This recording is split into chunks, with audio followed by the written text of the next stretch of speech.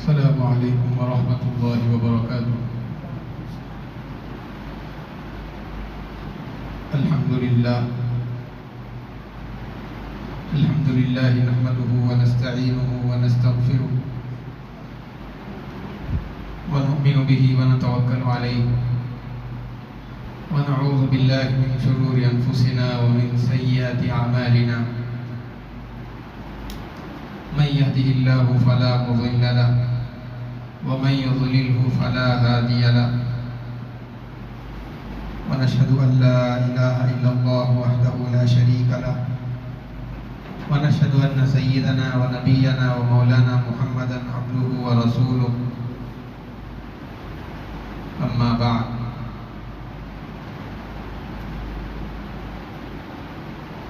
قال النبي صلى الله عليه وسلم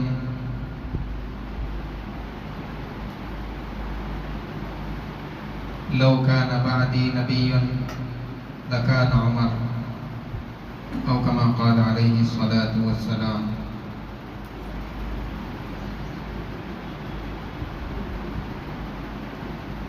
معزز سامعین اکرام،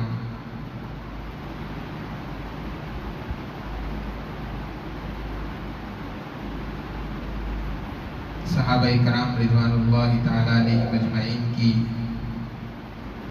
مقدس جماعت کا مختصر سا تذکرہ گزشتہ مجلس میں آپ حضرات کے سامنے پیش کیا گیا تھا۔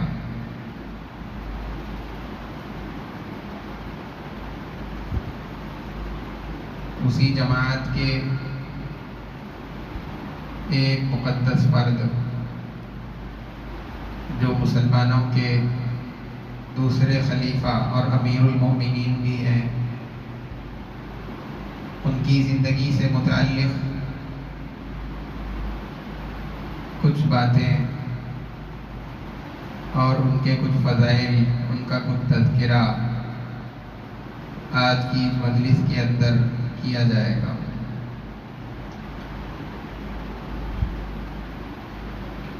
چونکہ حضرت عمر رضی اللہ تعالیٰ عنہ کی شہادت کا واقعہ بھی محرم کے مہینے میں پیش آیا، اس مناسبت سے بھی خلیفہ ثانی حضرت عمر بن خطاب رضی اللہ تعالیٰ عنہ کا تذکرہ اس مہینے کے اندر کرنا مناسب معلوم ہوا۔ حضرت عمر رضی اللہ تعالیٰ عنہ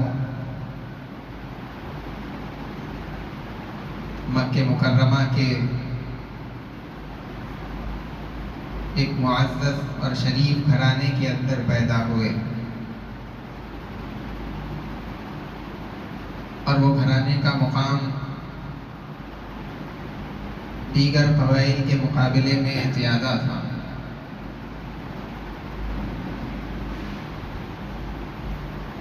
سفارت کا کام اسی خاندان سے متعلق تھا۔ جب کسی قوم سے صلح صفائی کرنی ہوتی تو حضرت عمر رضی اللہ تعالیٰ عنہ کے خاندان والے ہی آگے بڑھتے،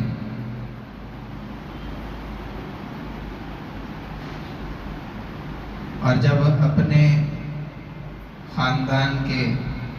مکے والوں کے اور قریش کے نسب اور ان کی نسبت پر فخر کرنے کا اظہار کا موقع آتا تو اسی خاندان والے افراد آگے بڑھتے۔ الغرض حضرت عمر رضی اللہ تعالیٰ عنہ نے بچپن میں بکریوں کو چرایا۔ جب آپ جوان ہوئے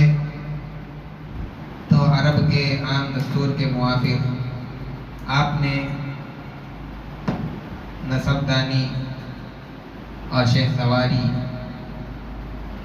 اور اسی طریقے سے کشتی وغیرہ سیکھی تھی۔ عرب میں سال میں ایک مرتبہ بازار اوقاز میں ایک میلہ لگتا تھا اور وہاں پر مختلف ہنر اور فن رکھنے والے افراد جمع ہوتے، اپنے اپنے فن اور ہنر لوگوں کو بتلاتے۔ وہاں پر کشتی کا مقابلہ بھی ہوا کرتا تھا۔ حضرت عمر رضی اللہ تعالیٰ عنہ اس کشتی کے مقابلے کے اندر کئی مرتبہ آپ نے حصہ لیا، بلکہ آپ عرب کے مشہور پہلوانوں کے اندر شامل ہوتے تھے۔ اسلام سے پہلے اور اسلام لانے کے بعد بھی آپ نے تجارت فرمائی۔ اسلام سے پہلے بھی آپ کا یہی مشغلہ تھا، اسلام کے قبول کر لینے کے بعد بھی حضرت عمر رضی اللہ تعالیٰ عنہ نے اپنی تجارت کو جاری رکھا۔ گھوڑ سواری اس بہتر انداز میں کرتے تھے کہ کھڑے کھڑے اچھل کر کے گھوڑے پر سوار ہوتے اور پھر اس مضبوطی کے ساتھ گھوڑے پر بیٹھتے تھے کہ بدن کو کوئی حرکت نہیں ہوتی تھی۔ یہ مختصر خوبیاں حضرت عمر رضی اللہ تعالیٰ عنہ کے اندر جوانی کی زندگی میں، اور آپ کے شہر میں مکہ مکرمہ کے اندر صرف 17 افراد تھے جو پڑھنا لکھنا جانتے تھے، اور حضرت عمر رضی اللہ تعالیٰ عنہ بھی انہی 17 افراد کے اندر شامل تھے۔ آپ نے پڑھنا لکھنا سیکھا تھا۔ الغرض اس طرح سے زندگی چلتی رہی۔ اللہ کے رسول صلی اللہ علیہ وسلم نے نبوت کا اعلان مکہ مکرمہ کے اندر فرمایا۔ ابتدا میں حضرت عمر رضی اللہ تعالیٰ عنہ اللہ کے رسول صلی اللہ علیہ وسلم کی مخالفت کرنے والوں کے ساتھ تھے، لیکن اللہ کے رسول صلی اللہ علیہ وسلم اللہ تبارک و تعالیٰ سے یہ دعا کرتے رہے کہ اے اللہ، مکہ مکرمہ کے 2 افراد عمر بن ہشام یعنی ابو جہل کے ذریعے یا عمر بن خطاب کے ذریعے، ان دونوں میں سے آپ کو جو زیادہ پسند ہے اس کے ذریعے سے اسلام کو سربلندی عطا فرما۔ اللہ کے رسول صلی اللہ علیہ وسلم کی یہ دعا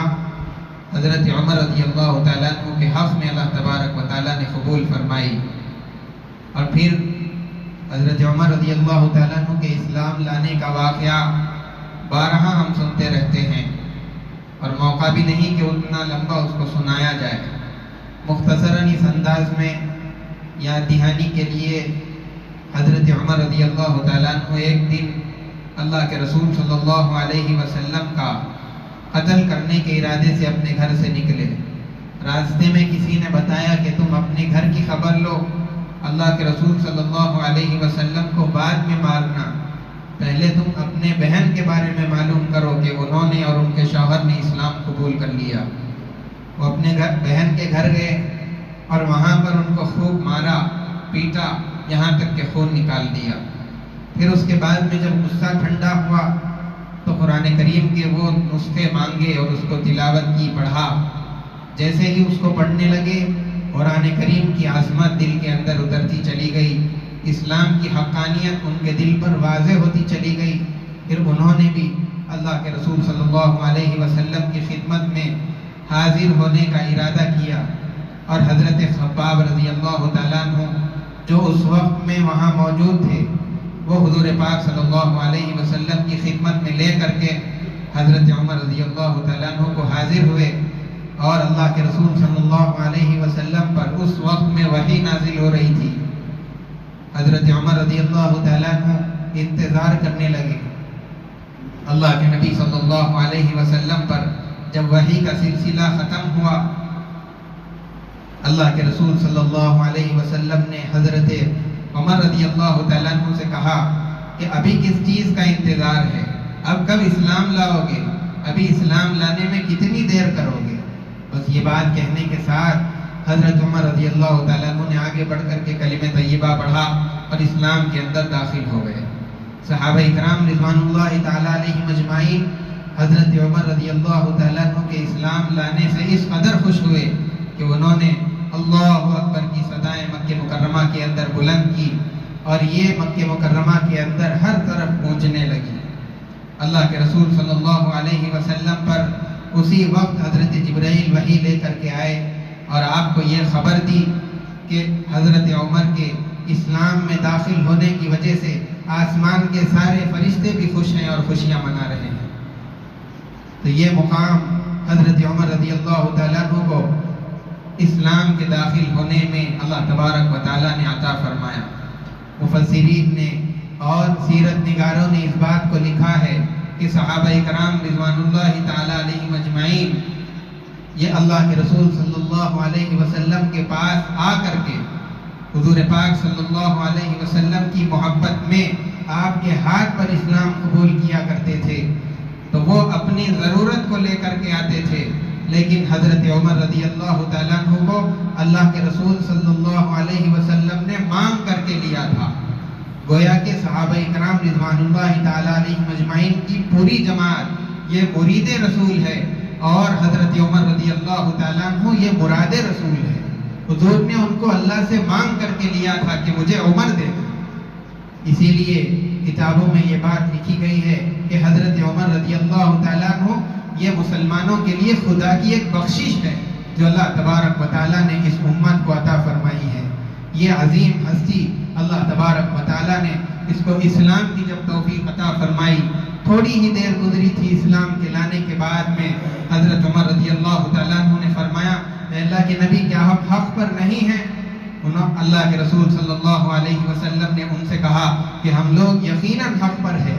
حضور پاک صلی اللہ علیہ وسلم کے کہنے کے ساتھ ہی حضرت عمر رضی اللہ تعالیٰ عنہ نے کہا کہ جب ہم حق پر ہیں تو اس طرح چھپ کر کے عبادت کرنے کا کیا معنی بنتا ہے؟ کبھی عبادت کرتے ہیں پہاڑوں کے اندر جا کر کے، کبھی عبادت کرتے ہیں کسی گھر کے اندر چھپ کر کے۔ حضرت عمر رضی اللہ تعالیٰ عنہ کے اسلام لانے کے بعد میں انہوں نے کہا کہ اب مسلمان چھپ کر کے عبادت نہیں کرے گا، کہیں پر چھپ کر کے اللہ کی پرستش نہیں کرے گا، ہم علل اعلان کعبۃ اللہ کے سامنے حرم میں کھڑے ہو کر کے اللہ کی عبادت کریں گے۔ یہ کہہ کر کے جتنے صحابہ وہاں موجود تھے ان سب کو اپنے ساتھ لیا، لے کر کے دو صف بنا کر کے صحابہ اکرام چلنے لگے۔ ایک صف کے آگے حضرت حمزہ رضی اللہ تعالیٰ عنہ اور دوسرے صف کے آگے حضرت عمر رضی اللہ تعالیٰ عنہ چل رہے تھے۔ اس انداز میں جب مسلمان اور صحابہ اکرام مکہ مکرمہ میں حرم میں داخل ہوئے، کفار نے دیکھا، مشرکین نے دیکھا، اور جب ان کو یہ خبر معلوم ہوئی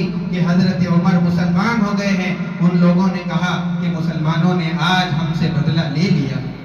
تو ایسی ہستی کہ جس کا رعب مشرکین پر بھی، جس کا رعب صحابہ پر بھی، جس کا رعب مکے میں رہنے والے ہر فرد پر پڑتا تھا، ایسی ہستی اللہ تبارک و تعالیٰ نے مسلمانوں کو عطا فرمائی تھی۔ جب یہ اسلام لا چکے تو صحابہ اکرام علل اعلان عبادات کرنے لگے۔ اب کھلم کھلا عبادت کی جانے لگی، کھلم کھلا اسلام کی طرف لوگوں کو دعوت دی جانے لگی۔ اس کے بعد میں اللہ کے رسول صلی اللہ علیہ وسلم بھی کھل کر کے لوگوں کو اسلام کی طرف بلاتے تھے۔ حضرت عمر رضی اللہ تعالیٰ عنہ نے جب ہجرت کرنے کا ارادہ فرمایا، صحابہ کرام رضوان اللہ تعالیٰ علیہ مجمعین میں سے اگر کوئی صحابی ہجرت کا ارادہ کرتا تو وہ چھپتے چھپاتے رات کی تاریکی کے اندر، تاکہ کسی کی نظر نہ پڑے، کوئی مجھے دیکھ نہ سکے، چھپتے چھپاتے مدینہ منورہ جاتا تھا۔ لیکن حضرت عمر رضی اللہ تعالیٰ عنہ نے جب ہجرت کا ارادہ فرمایا تو آپ نے اپنی تلوار لی، حرم کے اندر آئے،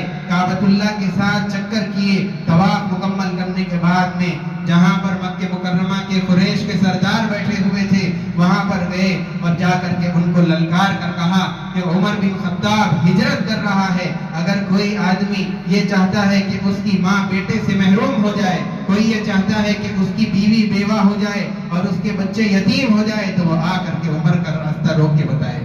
کسی آدمی کی جرت نہیں ہوئی کہ وہ اٹھ کر کے حضرت عمر کو ہجرت کرنے سے روک دیتا۔ یہ کہہ کر کے دن کے اجالے کے اندر ان کی نظروں کے سامنے حضرت عمر رضی اللہ تعالیٰ عنہ نے مدینہ منورہ ہجرت فرمائی۔ یہ جرأت، یہ ہمت حضرت عمر رضی اللہ تعالیٰ عنہ کو اللہ تبارک و تعالیٰ نے عطا فرمائی تھی۔ اللہ کے رسول صلی اللہ علیہ وسلم نے بھی حضرت عمر رضی اللہ تعالیٰ عنہ کے بہت سارے فضائل اپنی احادیث کے اندر، روایات کے اندر بیان فرمائے ہیں۔ چنانچہ اللہ کے رسول صلی اللہ علیہ وسلم فرماتے ہیں کہ اگر میرے بعد کوئی نبی ہوتے تو وہ حضرت عمر ہوتے۔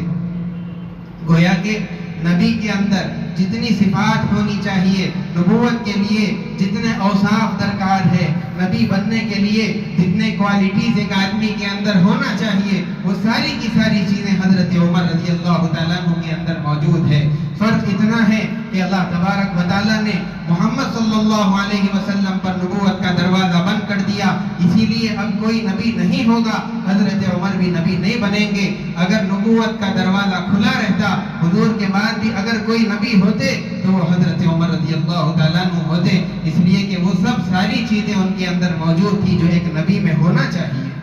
اس کے علاوہ اللہ کے رسول صلی اللہ علیہ وسلم نے فرمایا کہ آسمان کے سارے فرشتے حضرت عمر رضی اللہ تعالیٰ عنہ کا وقار کرتے ہیں، ان کی عزت کرتے ہیں۔ ایک مرتبہ آپ نے فرمایا کہ جس راستے سے حضرت عمر گزر جاتے ہیں، شیطان اس راستے پر نہیں چلتا، جب وہ دیکھتا ہے کہ اس راستے سے حضرت عمر گئے ہیں، وہ اس راستے کو بدل لیتا ہے، دوسرا راستہ اختیار کر کے جاتا ہے۔ اس راستے پر چلنے کی شیطان کو بھی ہمت نہیں ہوتی۔ زمین کے سارے شیاطین یہ حضرت عمر سے ڈرتے ہیں۔ بعض اللہ والے حضرت عمر رضی اللہ تعالیٰ عنہ کے زمانے میں اور ان کے بعد بھی اس بات کا تذکرہ کرتے تھے کہ حضرت عمر رضی اللہ تعالیٰ عنہ کی جب خلافت قائم ہوئی، جب وہ مسلمانوں کے امیر اور خلیفہ بنائے گئے، ان کی خلافت کے پورے زمانے کے اندر شیاطین کو قید کر دیا گیا تھا، ان کے بعد میں شیاطین آزاد ہوئے اور ان کو رہا کیا گیا۔ اس طریقے کے تذکرے کتابوں کے اندر ملیں گے۔ اسی طریقے سے اللہ کے رسول صلی اللہ علیہ وسلم نے صحابہ کے درمیان ایک بات یہ فرمائی تھی کہ ہر نبی جو دنیا کے اندر مبعوث ہوا، اس کی امت کے اندر ایک محدث ضرور ہوتا ہے، اور اگر میری امت کے اندر کوئی محدث ہو سکتا ہے تو وہ حضرت عمر رضی اللہ تعالیٰ عنہ۔ صحابہ اکرام رضوان اللہ تعالیٰ علیہ مجمعین نے پوچھا، اے اللہ کے نبی، محدث کون شخص ہوتا ہے؟ حضور پاک صلی اللہ علیہ وسلم نے فرمایا، محدث اس آدمی کو کہتے ہیں جس کی زبان سے فرشتے بات کرتے ہیں۔ تو یہ مقام اللہ کے رسول صلی اللہ علیہ وسلم نے حضرت عمر رضی اللہ تعالیٰ عنہ کا بیان فرمایا۔ اسی طریقے سے ان کے جو ساتھی تھے صحابہ اکرام رضوان اللہ تعالیٰ علیہ مجمعین، وہ بھی ان کو عزت کی نگاہ سے دیکھتے تھے، ان کے مقام اور ان کے مرتبے کو جانتے اور پہچانتے تھے۔ اسی لیے حضرت عبداللہ ابن مسعود رضی اللہ تعالیٰ عنہ نے فرمایا کہ اگر ترازو کے ایک پلڑے کے اندر ساری دنیا کا علم رکھ دیا جائے اور دوسرے پلڑے میں حضرت عمر رضی اللہ تعالیٰ عنہ کا اکیلے کا علم رکھ دیا جائے تو حضرت عمر رضی اللہ تعالیٰ عنہ کا علم بھاری ہو جائے گا۔ اتنا علم اللہ تبارک و تعالیٰ نے حضرت عمر رضی اللہ تعالیٰ عنہ کو عطا فرمایا تھا۔ حضرت ابو اسامہ رضی اللہ تعالیٰ عنہ وہ فرماتے ہیں کہ تم جانتے ہو کہ ابو بکر اور عمر کون تھے؟ پھر اس کے بعد میں انہوں نے ہی جواب دیتے ہوئے کہا کہ یہ دونوں مسلمانوں کے لیے، امت مسلمہ کے لیے بمنزل ماں اور باپ کے تھے۔ آگے فرمایا حضرت عمر رضی اللہ تعالیٰ عنہ زندگی کے اندر بالکل سادہ سیدھا رہنے کو پسند فرمایا کرتے تھے۔ اپنے حاکموں کی اور اپنے مقرر کردہ جو نظام سنبھالنے کے لیے حکمران مختلف علاقوں کے اندر بھیجے جاتے تھے، ان کا بھی بلا کر کے امتحان لیتے، کبھی ان کے پاس جا کر کے ان کا امتحان لیا کرتے تھے۔ حضرت عمر رضی اللہ تعالیٰ عنہ بالکل سیدھی سادی غذا تناول فرمایا کرتے تھے۔ کبھی کبھی دوسرے علاقوں سے وفد آ جاتے، کوئی قاصد دوسرے علاقے سے آ جاتا، تو جب مہمان بن کر کے ان کے دستر پر بیٹھتا، حضرت عمر رضی اللہ تعالیٰ عنہ کی غذا کھانا اس آدمی کے لیے، اس مہمان کے لیے مشکل ہو جایا کرتا تھا، اس لیے کہ وہ اتنی سیدھی سادہ غذا کا عادی نہیں ہوتا تھا۔ اسی طریقے سے ان کا لباس بھی بہت سیدھا سادہ، جس کے اندر پیون لگے ہوئے ہوتے تھے۔ روایات کے اندر، کتابوں کے اندر یہ بات لکھی ہوئی ہے، حضرت عمر رضی اللہ تعالیٰ عنہ کے جوڑے میں 17 پیون لگے ہوئے رہتے تھے۔ اور اسی طریقے سے کپڑے کے لباس کے اندر بھی ایک چمڑے کا پیون بھی حضرت عمر رضی اللہ تعالیٰ عنہ نے لگوایا تھا۔ ایک مرتبہ گھر کے باہر نکلنے کے لیے تاخیر ہو گئی، بہت دیر گھر کے اندر رہے، دیر سے باہر نکلے تو پھر بعد میں پتا چلا کہ جو لباس پہن کر کے ہے وہ ایک ہی لباس ہے، اس کو میلا ہونے کے بعد دھو کر کے سکھانے کے لیے ڈالا تھا، جب وہ سوکھ گیا تو پھر اس کو پہن کر کے گھر کے باہر تشریف لائے ہیں۔ اس کے علاوہ دوسرا جوڑا حضرت عمر رضی اللہ تعالیٰ عنہ کے پاس تھا ہی نہیں۔ اتنی سادہ سیدھا زندگی حضرت عمر رضی اللہ تعالیٰ عنہ نے گزاری تھی۔ سفر کے اندر بھی امیر المومنین ہے، مسلمانوں کے خلیفہ ہے اور امیر ہے، اس کے باوجود بھی سفر میں اتنی سادگی، ایک خادم اپنے ساتھ ہوتا اور کوئی حشم و خدم ساتھ نہیں رہتے تھے، کوئی خیمہ اور بڑا رہنے کا قیام گاہ اس طرح کوئی آپ کے ساتھ نہیں رہتی تھی، بس ایک چادر لے کر چلتے، کہیں پر آرام کرنے کا ٹھہرنے کا ارادہ ہوا تو درخت کے اوپر اپنی چادر کو پھیلا دیا، اسی سائے کے اندر بیٹھ گئے، اور اگر سونے کا ارادہ ہوا تو زمین پر جو کنکریاں رہتی تھی اس کو اکٹھا کر کے تکیے کی شکل بنائی، اپنی چادر کو بچھایا اور اس پر آرام کرنے لگ گئے۔ وہ امیر جس کے نام سے قیصر اور کسریٰ کانپتے ہیں، وہ امیر جو ساری دنیا پر تقریباً حکمرانی کرنے والا ہے، ایسی سادگی کے ساتھ حضرت عمر رضی اللہ تعالیٰ عنہ زندگی گزار رہے ہیں۔ ہر مسلمان کو اس سے سبق لینا چاہیے۔ حضرت عمر رضی اللہ تعالیٰ عنہ بہت سارے مواقع پر، حضرت شاہ ولی اللہ صاحب رحمۃ اللہ علیہ نے اس بات کو لکھا ہے کہ تقریباً 17 جگہوں پر حضرت عمر رضی اللہ تعالیٰ عنہ نے کوئی رائے مسئلے کے اندر پیش فرمائی، اپنی بات حضور پاک صلی اللہ علیہ وسلم کے اندر رکھی، اور اللہ تبارک و تعالیٰ نے ان کی رائے کی تائید میں اسی طرح کی آیات عرش سے نازل فرمائی اور ان کی رائے کی تائید کی۔ 17 مقامات ایسے ہیں جہاں پر اللہ تبارک و تعالیٰ نے حضرت عمر رضی اللہ تعالیٰ عنہ کی رائے کے موافق قرآن کریم کو نازل فرمایا ہے۔ بہت سارے مقامات ہیں۔ بدر کے قیدی جب قید ہو کر کے لائے گئے، مدینہ منورہ کے اندر اللہ کے رسول صلی اللہ علیہ وسلم نے صحابہ سے مشورہ کیا، ان سے پوچھا کہ ان قیدیوں کے ساتھ کیا کرنا چاہیے۔ حضرت عمر رضی اللہ تعالیٰ عنہ نے، حضرت ابو بکر رضی اللہ تعالیٰ عنہ نے فرمایا کہ ان سے کچھ فدیہ لے کر کے ان کو چھوڑ دیا جائے۔ مختلف صحابہ کی مختلف رائے ہوئی، اور حضرت عمر رضی اللہ تعالیٰ عنہ سے اللہ کے نبی صلی اللہ علیہ وسلم نے پوچھا تو آپ نے فرمایا کہ ہر آدمی اپنے رشتہ دار کو قتل کرے،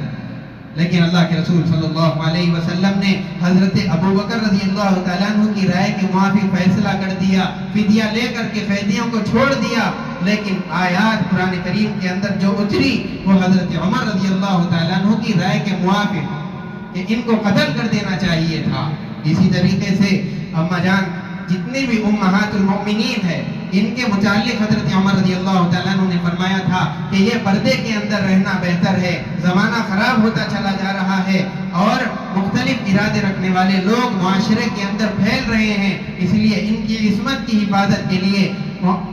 میرا مشورہ اور میری رائے یہ ہے کہ ان لوگوں کو پردے کے ساتھ چادر اوڑھ کر کے گھر کے باہر نکلنا چاہیے۔ اللہ کے رسول صلی اللہ علیہ وسلم نے رائے تو سنی، خاموش ہو گئے، لیکن اللہ تبارک و تعالیٰ نے عرش سے اسی کے مطابق حکم کو نازل کیا کہ آپ اپنی ازواج سے کہہ دیجئے اور مسلمان عورتوں سے کہہ دیجئے کہ وہ گھر کے باہر نکلے تو چادر اوڑھ کر کے نکلے۔ اسی طریقے سے منافقین کے جب جنازے آتے تھے، عبداللہ ابن ابی منافق کا جب انتقال ہو گیا، اللہ کے رسول صلی اللہ علیہ وسلم نے ان کے بیٹے سے وعدہ کر لیا تھا کہ میں تمہارے باپ کی جنازے کی نماز پڑھاؤں گا۔ چنانچہ جب اللہ کے رسول صلی اللہ علیہ وسلم آگے بڑھنے لگے، اللہ کے رسول صلی اللہ علیہ وسلم کا دامن حضرت عمر رضی اللہ تعالیٰ عنہ نے پیچھے سے پکڑ لیا اور کھینچا اور کہا کہ اللہ کے نبی یہ آدمی منافق تھا، ہر آدمی جانتا ہے کہ یہ آدمی منافق ہے، آپ کے لیے مناسب نہیں ہے کہ ایک منافق کی جنازے کی نماز پڑھائے۔ لیکن اللہ کے رسول صلی اللہ علیہ وسلم نے اپنا دامن چھڑا لیا اور کہا کہ میں نے اس کے بیٹے سے وعدہ کر لیا، وعدہ کرنے کے بعد پورا کرنا ضروری ہے، اور کہہ کر کے آگے بڑھے اور جنازے کی نماز پڑھائی۔ ابھی آپ پڑھا کر کے الگ ہوئے تھے اور اپنے گھر بھی نہیں پہنچے تھے، اللہ تبارک و تعالیٰ کی طرف سے وحی آ گئی کہ آپ کسی منافق کی جنازے کی نماز مت پڑھائیے اور اس کی قبر پر کھڑے بھی مت ہوئیے۔ تو حضرت عمر رضی اللہ تعالیٰ عنہ کی جو رائے تھی، اللہ تبارک و تعالیٰ نے اسی رائے کے موافق قرآن کریم کے اندر وحی اور آیات نازل فرما کر اللہ کے رسول صلی اللہ علیہ وسلم کو حکم فرما دیا، وَلَا تُصَلِّ عَلَىٰ أَحَدٍ مِّنْهُمْ مَاتَ، منافقین میں سے اگر کوئی مر جائے تو اس کی جنازے کی نماز آپ کو نہیں پڑھنا ہے، وَلَا تَقُمْ عَلَىٰ قَبْرِي، اور اس کی قبر پر بھی آپ کو کھڑے ہونے کی اجازت نہیں ہے۔ یہ تو 2-3 مثالیں آپ کو میں نے بتائی کہ جس کے حضرت عمر رضی اللہ تعالیٰ عنہ کی رائے کے موافق قرآن کریم کے اندر آیات نازل ہوئی۔ ایسے 17 مقامات ہیں جس کو حضرت شاہ ولی اللہ صاحب رحمۃ اللہ علیہ نے اپنی کتاب کے اندر تفصیل کے ساتھ لکھا ہے۔ تو یہ مقام حضرت عمر رضی اللہ تعالیٰ عنہ کو اللہ تبارک و تعالیٰ نے عطا فرمایا تھا، اور پھر آپ کی خلافت کے زمانے کے اندر بھی حضرت عمر رضی اللہ تعالیٰ عنہ عدل کا ایسا نمونہ پیش فرمایا کرتے تھے کہ بعد والے زمانوں کے اندر ایسا نمونہ نظر نہیں آئے گا۔ ایک مرتبہ آپ نے اپنے گورنر کو مصر بھیجا، وہاں پر گورنر بنا کر کے متعین کر دیا، اور وہاں پر جو غیر مسلم رہتے تھے ان سے جزیہ وصول کرنے کا حکم فرمایا۔ جزیہ کہتے ہیں کہ وہاں پر سے وصول کر لیا، اس کے بعد سال بھر ان غیر مسلموں کی حفاظت کرنا یہ مسلمان فوجیوں کی، مسلمان اس رہنے والے حکمران کی ذمہ داری ہوتی ہے۔ چنانچہ حضرت عمر رضی اللہ تعالیٰ عنہ نے حضرت عبداللہ عمرو بن عاص رضی اللہ تعالیٰ عنہ کو حمص کا، مصر کا گورنر بنا کر کے بھیج دیا، اور کہہ دیا کہ وہاں پر جو یہودی رہتے ہیں، جو غیر مسلم رہتے ہیں، ہر ایک سے وہاں پر جزیہ لے لیا جائے۔ چنانچہ انہوں نے جزیہ وصول کر لیا، بیت المال کے اندر جمع کر دیا۔ ابھی 3 ہی مہینے ہوئے تھے، پورا سال نہیں گزرا تھا، 3 مہینے کے بعد وہاں سے لشکر کو نکالنے کی ضرورت پڑ گئی۔ حضرت عمر رضی اللہ تعالیٰ عنہ نے وہاں کے حمص کے گورنر کو حضرت عمرو بن عاص رضی اللہ تعالیٰ عنہ کو یہ خط لکھ کر کے بھیج دیا کہ اب ہم کو وہاں سے لشکر نکالنا ہے، اور تم نے جو جزیہ لیا تھا وہ پورے سال کا لیا تھا، اب امن کی حفاظت نہیں کر سکتے، لہذا تم گورنر ہے، گورنر ہونے کی حیثیت سے تمہاری ذمہ داری یہ ہے کہ جو جزیہ تم نے وصول کر لیا ان کے دروازوں پر جا کر کے، ہر ایک کے دروازے پر پہنچ کر کے اس کا جزیہ اس کے ہاتھ میں واپس کرو۔ چنانچہ حضرت عمر رضی اللہ تعالیٰ عنہ کے کہنے پر حضرت عمرو بن عاص رضی اللہ تعالیٰ عنہ جو پورے علاقے کے گورنر ہے وہ لے کر کے ان کے پاس دروازوں پر پہنچ رہے ہیں۔ عیسائی کے پاس، یہودی کے پاس جب ان کے دروازوں پر جاتے تو ان کی چیخیں نکل گئی، وہ ڈھاڑے مار کر رونے لگے، اور انہوں نے کہا کہ عمر کے انصاف کی وجہ سے یہ زمین قائم ہے، اگر ہمارے علاقے کے اندر عیسائیوں کی حکومت ہوتی تو وہ اتنا انصاف ہمارے ساتھ نہیں کر پاتے تھے جتنا کہ حضرت عمر رضی اللہ تعالیٰ عنہ ہمارے ساتھ کر رہے ہیں۔ تو یہ عدل، یہ انصاف اپنوں کے ساتھ، پرایوں کے ساتھ، ہر ایک کے ساتھ میں حضرت عمر رضی اللہ تعالیٰ عنہ نے فرمایا۔ ایک مرتبہ حضرت عمر رضی اللہ تعالیٰ عنہ اپنے گھر کے اندر آرام فرما رہے تھے، رات ہو گئی تھی، اور اتنے میں کسی نے دروازے پر دستک دی۔ حضرت عمر رضی اللہ تعالیٰ عنہ بیدار ہوئے اور دیکھا، اس نے یہ خبر پہنچائی کہ مدینے سے 3 میل کے فاصلے پر مسلمانوں کا لشکر آیا ہوا ہے جو شام سے آیا ہے اور یمن روانہ ہونے والا ہے، آپ آ کر کے ان سے ملاقات کر لیجئے۔ چنانچہ حضرت عمر رضی اللہ تعالیٰ عنہ اپنے ساتھ میں حضرت عبد الرحمن بن عوف رضی اللہ تعالیٰ عنہ کو لے کر کے یہ دونوں حضرات پہنچے۔ وہاں پر دیکھا کہ سارا لشکر سویا ہوا ہے، 2 آدمی ہیں جو لشکر کی نگرانی کر رہے ہیں اور حفاظت کا کام دے رہے ہیں۔ چنانچہ حضرت عمر رضی اللہ تعالیٰ عنہ نے کہا کہ ہم مدینے سے نئے نگران آئے ہوئے ہیں، اور ان نگرانوں سے کہا کہ تم جا کر کے سو جاؤ۔ چنانچہ وہ نگران سو گئے، اور حضرت عمر رضی اللہ تعالیٰ عنہ جو مسلمانوں کے امیر ہے، اور حضرت عبد الرحمن بن عوف رضی اللہ تعالیٰ عنہ، یہ دونوں حضرات مل کر کے لشکر کی نگرانی کرنے لگے اور حفاظت کا کام دینے لگے۔ جب صبح ہوئی ان نگرانوں کو معلوم ہوا کہ یہ تو امیر المومنین ہے، وہ گھبرا گئے اور آ کر سامنے ہاتھ جوڑنے لگے۔ حضرت عمر رضی اللہ تعالیٰ عنہ نے کہا کہ میں خلیفہ بعد میں ہوں، لیکن پہلے تمہارا غلام ہوں۔ اس کے بعد میں امیر جو سالار تھے اس لشکر کے، ان سے ملاقات کی، ان سے کہا کسی چیز کی کمی تو نہیں ہے، کوئی چیز کی تم کو ضرورت اور حاجت تو نہیں ہے؟ اور ان سالار نے یہ کہا کہ مجھے سالن کی ضرورت ہے، مجھے تیل کی ضرورت ہے، سبزیوں کی ضرورت ہے۔ چنانچہ حضرت عمر رضی اللہ تعالیٰ عنہ نے اپنے آدمی مدینے کو دوڑائے اور وہاں سے تیل، سبزی، دال، گوشت سب کچھ منگوایا، وہاں پر سالن کو تیار کیا۔ جب سالن تیار ہو گیا تو حضرت عمر رضی اللہ تعالیٰ عنہ وہاں پر بیٹھ گئے، بھگونے کے پاس، دیگ کے پاس بیٹھ کر کے اپنے ہاتھ میں سالن کا چمچہ لے لیا، اور سارے لشکر سے کہا کہ سیدھی سب بنا کر کے کھڑے ہو جاؤ۔ اب سارے لشکر والے یہ منظر دیکھ رہے ہیں کہ جو مسلمانوں کا امیر ہے وہ دیگ کے پاس بیٹھ کر کے سارے مسلمانوں کو سالن تقسیم کر رہا ہے۔ اس کے بعد میں ایک آدمی پر حضرت عمر رضی اللہ تعالیٰ عنہ کی نظر پڑی، وہ آپ نے دیکھا کہ وہ بائیں ہاتھ سے کھانا کھا رہا ہے۔ حضرت عمر رضی اللہ تعالیٰ عنہ نے اس سے کہا کہ تم کو کیا ہو گیا؟ تم جانتے بھی ہو کہ سیدھے ہاتھ سے کھانا کھانا یہ اللہ کے رسول صلی اللہ علیہ وسلم کی سنت ہے، لیکن اس کے باوجود بھی تم بائیں ہاتھ سے کھانا کھا رہے ہو۔ اس آدمی نے کہا کہ امیر المومنین، آپ کو معلوم نہیں ہے کہ جس وقت حضور پاک صلی اللہ علیہ وسلم نے مجھے غزوہ موتا میں بھیجا تھا، اس وقت میں میرا سیدھا ہاتھ کٹ گیا تھا، اس کی وجہ سے میں بائیں ہاتھ سے کھانا کھا رہا ہوں۔ یہ سن کر کے حضرت عمر رضی اللہ تعالیٰ عنہ کی آنکھوں سے آنسو جاری ہو گئے، رونے لگے، اور اس کے بعد فرمایا کہ مجھے معاف کر دے، وہ آدمی بڑا حیران ہو گیا، گھبرا گیا کہ حضرت امیر المومنین تو رونے لگ گئے ہیں، میں نے ایسی کون سی بات کہہ دی؟ حضرت عمر رضی اللہ تعالیٰ عنہ نے اپنے ہاتھ اس کے سامنے جوڑ دیے اور کہنے لگے کہ مجھے معاف کر دے، قیامت کے روز میں تیری بات کا جواب نہیں دے سکتا۔ اور اس آدمی کے پوچھنے پر حضرت عمر رضی اللہ تعالیٰ عنہ نے بتایا کہ اگر اللہ کے رسول صلی اللہ علیہ وسلم قیامت کے روز مجھ سے پوچھیں گے کہ تم کو مسلمانوں کا ذمہ دار بنایا گیا تھا اور تمہاری فوج کے اندر ایک آدمی ایسا تھا جس کا سیدھا ہاتھ نہیں تھا، کیا تم نے اس کے لیے خدمت کے واسطے ایک خادم کا انتظام کیا؟ وہ کپڑے کیسے دھوتا ہوگا، وہ اپنا کھانا کیسے پکاتا ہوگا، وہ اپنے کام کس طریقے سے پورا کرتا ہوگا، تم نے اس کے لیے خادم کیوں متعین نہیں کیا؟ اگر حضور نے قیامت کے روز مجھ سے یہ پوچھ لیا تو میرے پاس اس کا کوئی جواب نہیں ہوگا، اس لیے تم مجھے یہیں پر معاف کر دو۔ تو اتنی عاجزی، اتنی انکساری، اپنے آپ کو مٹانا حضرت عمر رضی اللہ تعالیٰ عنہ کی زندگی کے اندر، اور پھر یہی نہیں بلکہ پوری زندگی کے اندر اس کے مختلف مواقع پر نمونے حضرت عمر رضی اللہ تعالیٰ عنہ پیش کرتے رہے ہیں۔ ایک مرتبہ جب حضرت عبد الرحمن بن عوف رضی اللہ تعالیٰ عنہ انہوں نے بیت المقدس کا محاصرہ کر لیا اور فلسطین کو اپنے گھیرے کے اندر لے لیا، وہاں پر عیسائی پادری اور یہودی علماء بیٹھے ہوئے تھے، انہوں نے اپنی کتابوں کے اندر دیکھا اور اپنی جو سابقہ آسمانی کتابیں ہیں اس کو ٹٹولا، اس کے بعد میں مسلمانوں کے پاس ایک صلح نامہ بھیجا اور یہ کہہ دیا کہ تم اگر قیامت تک بھی محاصرہ کرے رکھو گے تو تم اس قلعے کو فتح نہیں کر سکتے، اس لیے کہ ہماری کتابوں کے اندر یہ بات لکھی ہوئی ہے کہ اس قلعے کو فتح کرنے والا ایسی ایسی شکل کا، اس کا یہ حلیہ ہوگا، اس کی یہ صفات ہوں گے، وہ دکھنے میں ایسا لگے گا، یہ سب کچھ ہماری کتابوں کے اندر لکھا ہوا ہے اور یہ چیز تمہارے امیر کے اندر نہیں پائی جاتی، چنانچہ اب تمہارے اس فتح کرنے کے لیے جو بڑے امیر کوئی اگر ہے تو ان کو بلانا پڑے گا۔ حضرت عبد الرحمن بن عوف رضی اللہ تعالیٰ عنہ نے مدینے خط لکھا اور حضرت عمر رضی اللہ تعالیٰ عنہ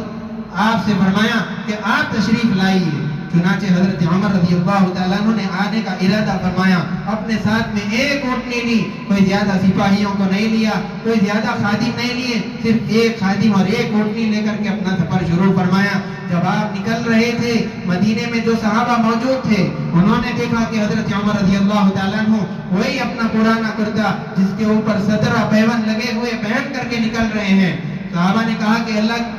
حضرت عمر امیر المومنین، آپ جس علاقے کے اندر جا رہے ہیں وہاں کے لوگ آپ کو بڑا مانتے ہیں اور آپ کا ایک مقام ہے، مسلمانوں کے آپ امیر ہیں، ذمہ دار ہیں، آپ ایک نیا جوڑا پہن لیجئے۔ حضرت عمر رضی اللہ تعالیٰ عنہ نے ان کی درخواست کو انکار کر دیا اور پھر اپنے وہی جوڑے پہن کر کے نکلے۔ راستے کے اندر کچھ منزل آپ بیٹھتے جاتے اور اونٹ پر کچھ منزل اپنے خادم کو بٹھاتے اور نگین پکڑ کر کے ساتھ چلتے رہتے۔ پہلے تو خادم نے عاجزی کی، انکساری کی اور آپ کی درخواست ماننے سے انکار کرتا رہا، لیکن حضرت عمر رضی اللہ تعالیٰ عنہ انہوں نے ڈانٹ کر کے اس کو بٹھا دیا کہ تم بیٹھ جاؤ، جتنی طاقت چلنے میں تمہارے میں ہے مجھ میں بھی وہ طاقت موجود ہے، لہذا ایک منزل میں چلوں گا، ایک منزل تم چلو گے۔ وہ غلام فرماتا ہے کہ میں نے آپ کے حکم کی تعمیل کے اندر اونٹ پر سواری کر لی، بیٹھ گیا، لیکن مجھے اس وقت میں رونا آیا جبکہ حضرت عمر رضی اللہ تعالیٰ عنہ کی چپل ٹوٹ گئی اور ایک چپل اپنے اس بائیں ہاتھ کے اندر لے لیا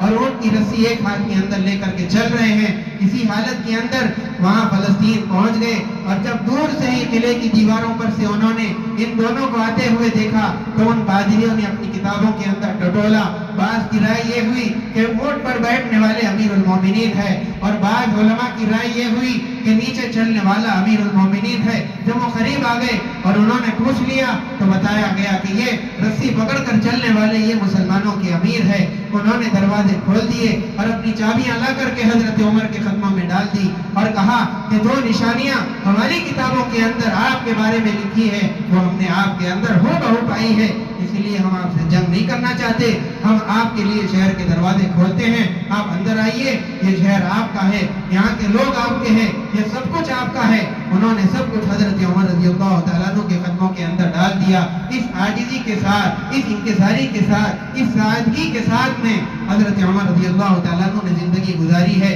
اور پھر آپ نے اپنے زندگی کے اندر ہمیشہ اس دعا کا اہتمام کیا کہ اے اللہ مجھے اپنے راستے کی شہادت عطا فرما اور مجھے مدینے کی قبر نصیب فرما، یعنی میری شہادت، مجھے شہادت کا مقام نصیب ہو جائے اور پھر میری قبر اور میرا مدفن یہ مدینے کے اندر بنے۔ صحابہ کرام رضوان اللہ تعالی علیہم اجمعین وہ بڑے حیران ہوتے تھے، یہ کیسے ہوگا؟ شہادت تو اللہ کے راستے میں ملتی ہے، اگر وہاں مریں گے تو مدینے میں دفن نہیں ہو پائیں گے، اگر مدینے میں مریں گے تو پھر شہادت اللہ کے راستے کی کیسے ملے گی؟ اللہ تبارک و تعالیٰ نے ان دونوں چیزوں کو حضرت عمر رضی اللہ تعالیٰ عنہ کے لیے جمع فرما دیا تھا۔ چنانچہ حضرت عمر رضی اللہ تعالیٰ عنہ کا یہ معمول تھا، رات میں بڑی جلدی فجر کی نماز کو شروع فرمایا کرتے تھے، لمبی لمبی نماز رکعتیں فجر کی نماز کے اندر پڑھاتے، اس میں لمبے لمبے سورتوں کی تلاوت کرتے، اپنے معمول کے مطابق۔ ایک مرتبہ جب نماز کے لیے نکلے اور پھر ایک غلام مدینے کا، اس نے حضرت عمر رضی اللہ تعالیٰ عنہ کو ختم کرنے کی، آپ کو مارنے کی دھمکی دی تھی اشاروں کے اندر۔ اسی طریقے سے حضرت عمر رضی اللہ تعالیٰ عنہ نے ایک خواب دیکھا تھا کہ ایک مرغا ہے یا کوا ہے جو ان کے پیٹ میں 3 مرتبہ چونچ مارتا ہے۔ چنانچہ ان کو اسی وقت اندازہ ہو گیا تھا کہ میری موت کا وقت قریب آنے والا ہے۔ اس وقت سے حضرت عمر رضی اللہ تعالیٰ عنہ جب مسجد کے اندر پہنچے نماز کے لیے تو وہ غلام جو آپ کے مارنے کے ارادے سے پہلے سے ہی وہاں پر بیٹھا ہوا تھا، رات کی تاریکی کے اندر اس نے زہر میں خنجر ڈبا کر کے لایا تھا۔ جب حضرت عمر رضی اللہ تعالیٰ عنہ نماز پڑھانے کے لیے مصلی پر کھڑے ہوئے تو اسی وقت میں آگے بڑھ کر کے اس نے 3 خنجر آپ کے پیٹ کے اندر مارے۔ صحابہ کرام رضوان اللہ تعالیٰ علیہم اجمعین کی صف بنی ہوئی تھی، حضرت عمر رضی اللہ تعالیٰ عنہ تو خنجر کے مارنے کی وجہ سے گر گئے، بے ہوش ہو گئے۔ حضرت عبد الرحمن بن عوف رضی اللہ تعالیٰ عنہ آگے بڑھے اور انہوں نے نماز کو مختصر پڑھا کر کے مکمل کر دیا، اور پھر صحابہ کرام رضوان اللہ تعالیٰ علیہم اجمعین نے اس غلام کو پکڑ لیا۔ جب اس نے دیکھا کہ بچنے کی کوئی صورت نہیں ہے تو اس نے اس خنجر سے اپنے آپ کو بھی مار لیا۔ اس طریقے سے حضرت عمر رضی اللہ تعالیٰ عنہ کو مسجد سے اٹھا کر کے آپ کے گھر لے جایا گیا۔ 27 ذی الحجہ کو یہ واقعہ آپ کے ساتھ پیش آیا۔ 1 محرم کو آپ کا انتقال ہوا ہے۔ پہلے اللہ کے رسول صلی اللہ علیہ وسلم کے زمانے میں جس وقت ہندوستان تقسیم شدہ نہیں تھا، تقسیم تو بہت بعد میں ہوا، اس کے بہت سارے حصے بنے، پڑوس بنا، بنگلہ دیش بنا اور دوسرے حصے بن گئے، لیکن اللہ کے رسول صلی اللہ علیہ وسلم کے زمانے میں جب بہت بڑا ہندوستان تھا، ہندوستان کے ایک علاقے کے بادشاہ کو جب یہ بات پتہ چلی کہ اللہ کے رسول صلی اللہ علیہ وسلم کوئی نبی ہیں جو آخری نبی کہلاتے ہیں، وہ دنیا کے اندر تشریف لا چکے ہیں، اس نے اللہ کے رسول صلی اللہ علیہ وسلم کے پاس اپنا ایک وفد بھیجا تھا اور 2 ہدیے بھیجے تھے، ایک تو زنجبیل اور دوسرا ساگوان کی لکڑی بھیجا تھا۔ چنانچہ اللہ کے رسول صلی اللہ علیہ وسلم نے زنجبیل جو ایک پھل ہے اس کو پسند فرمایا اور اس لکڑی کو قبول کیا، اور آپ نے کہا تھا کہ میرا جب تخت بنایا جائے گا تو اس کی لکڑی، یہ ساگوان کی لکڑی کے اس کے اندر پائے لگوا دیے جائیں۔ چنانچہ ہندوستان سے جو لکڑی گئی تھی اللہ کے رسول صلی اللہ علیہ وسلم نے اپنے تخت کے اندر اس کو استعمال فرمایا۔ حضور پاک صلی اللہ علیہ وسلم کا انتقال بھی اسی تخت پر ہوا، اس کے بعد میں وہ تخت حضرت ابوبکر رضی اللہ تعالیٰ عنہ کے استعمال میں رہا، ان کا بھی انتقال اسی تخت پر ہوا، پھر اس کے بعد میں وہ تخت حضرت عمر رضی اللہ تعالیٰ عنہ کے استعمال کے اندر رہا، یہاں تک کہ جب ان کی شہادت ہوئی اور ان کی وفات کا وقت آیا تو وہ تخت بھی اسی تخت پر حضرت امیر المؤمنین عمر بن خطاب رضی اللہ تعالیٰ عنہ کا انتقال ہوا۔ تو اس طریقے سے حضرت عمر رضی اللہ تعالیٰ عنہ اس دنیا سے چلے گئے، جانے سے پہلے ہی آخری لمحات کے اندر اپنے بیٹے حضرت عبداللہ بن عمر رضی اللہ تعالیٰ عنہ کو بلوایا اور کہا کہ جا کر کے حضرت اما جان عائشہ رضی اللہ تعالیٰ عنہ سے اجازت لے لو اور ان سے کہہ دو کہ عمر بن خطاب، یہ مت کہنا کہ جا کر کے عمر امیر المؤمنین کا لفظ استعمال مت کرنا، بلکہ کہنا عمر بن خطاب یہ اجازت مانگتا ہے کہ آپ کے حجرے کے اندر اس کے دونوں ساتھیوں کے ساتھ دفن ہو یا نہ ہو۔ چنانچہ اما جان عائشہ رضی اللہ تعالیٰ عنہ نے اجازت دے دی اور کہا کہ یہ جگہ میں نے اپنے لیے رکھ لی تھی، لیکن جب عمر بن خطاب کا سوال آیا ہے، وہ پوچھ رہے ہیں، تو میں اپنے آپ کو ان پر قربان کرتی ہوں، اپنی خواہش کو چھوڑتی ہوں اور ان کو یہ جگہ دیتی ہوں۔ چنانچہ جس وقت میں انتقال ہونے لگا تو حضرت عبداللہ ابن عمر رضی اللہ تعالیٰ عنہ سے حضرت عمر رضی اللہ تعالیٰ عنہ نے پھر سے کہا کہ تم جب میرا انتقال ہو جائے، جب میری جنازے کی نماز پڑھ لی جائے، اس وقت پھر جا کر کے دروازے کے سامنے جنازہ رکھ دینا، اندر لے جانے سے پہلے پھر ایک مرتبہ اجازت مانگنا، اگر اس وقت میں اجازت ملتی ہے تو اندر لے جا کر کے دفن کرنا، ورنہ عام قبرستان کے اندر عام مسلمانوں کے ساتھ لے جا کر کے دفن کر دینا۔ چنانچہ آپ کا جنازہ جب اٹھا، صحابہ اکرام رضوان اللہ تعالیٰ علیہم اجمعین کی اور پھر اسی طریقے سے مدینے میں رہنے والی عورتیں سب اشکبار ہو گئی تھی، ان کی چیخیں نکل گئی، یہاں تک کہ جب ایسے جنازے اٹھتے ہیں تو مسلمانوں کے ساتھ ساتھ غیر بھی رونے لگتے ہیں۔ چنانچہ کسی کہنے والے نے یہ بات کہی کہ تم دنیا کے اندر آئے تو تم رو رہے تھے اور ساری دنیا تمہارے آنے پر خوشی منا رہی تھی، لیکن زندگی ایسے گزارو کہ تب تم جانے لگو تو تم ہنس رہے ہو اور پوری دنیا تمہارے جانے پہ رونے لگے۔ ایسی زندگی صحابہ اکرام نے اور خاص طور سے حضرت عمر رضی اللہ تعالیٰ عنہ نے گزاری تھی، جس وقت میں